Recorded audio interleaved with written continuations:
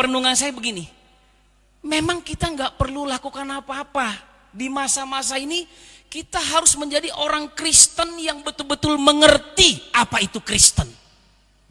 Jadi ada jaksa penuntut umum tuntut saya begini dituntut. Lalu ada jaksa juga pembela, dia bela saya. Dan saya melihat gini, Natal ini Yesus datang menjadi pembela kita. Dan dia bukan cuma membela kita dari kesalahan kita, tapi dia bilang gini, saya menggantikan kamu di meja, di kursi pesakitan itu. Dan memang banyak masalah yang kita alami hari-hari ini saudara-saudara. Sehingga nanti hakim memutuskan, saya dibebaskan, tapi jaksa pembela itulah yang harus dijebloskan ke dalam penjara. Itulah makna Natal buat kita. Jadi sesungguhnya gini, kalau kita mengerti bahwa Yesus sudah menebus kita sempurna, bahwa dia memberikan pengharapan untuk hidup kita, keadaan ini boleh jadi berbeda. Dunia boleh gunjang-ganjing, tapi orang Kristen harusnya hidup tetap berdiri tegak dalam kebenaran firman Allah. Amin. Nggak ada yang perlu dikhawatirkan saudara-saudara. Alkitab jelas mengatakan takut itu dosa. Jadi kalau cuma karena corona ini kita menjadi takut hidup, takut melakukan kebiasaan-kebiasaan hidup kita, walaupun dalam tanda kutip kita harus mengikuti protokol ataupun aturan-aturan pemerintah. Saya mau bilang gini, nggak perlu ada rasa takut dalam hidup kita.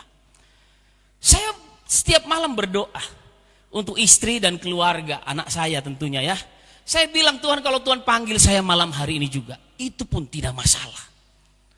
Saudara-saudara, ini yang membuat kita jadi merasa takut hari-hari ini, karena kita nggak punya pengharapan. Jadi saya mendapati Natal ini memang Natal yang diadakan, kalau gereja banyak berkata ini Natal yang sederhana, Natal yang sesungguhnya. Sebetulnya dari dulu juga Natal itu udah sesungguhnya. Kita ini aja yang hidupnya berubah-berubah. Karena kita tidak berdiri di kerajaan Allah yang tidak tergoncangkan. Karena pola pikir kita yang gak ngerti tentang kebenaran. Kita ini udah ditebus. Hidup kita ini udah diganti saudara-saudara. Kita ini gak punya hak lagi untuk hidup kita. Tapi banyak orang Kristen, makanya saya bilang tadi, takut itu dosa.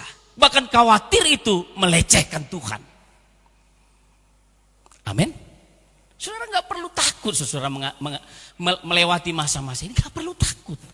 Kita suka nyanyi, jangan kamu khawatir, burung di udara dia pelihara. Tapi corona datang kita takut dan khawatir. Padahal corona kena sabun 20 detik mati. Halo? Betul ya? Kena air sabun 20 detik mati. Tapi memang kita bisa mati juga karena corona.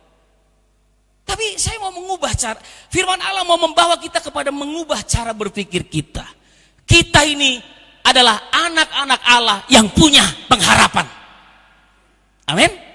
Jadi kalau mengakhiri tahun ini saudara-saudara masih hidup, itu karena kita punya pengharapan. Kalaupun ada yang sudah dipanggil Tuhan, dia juga punya pengharapan. Dan keluarga yang ditinggalkan juga tentunya punya pengharapan.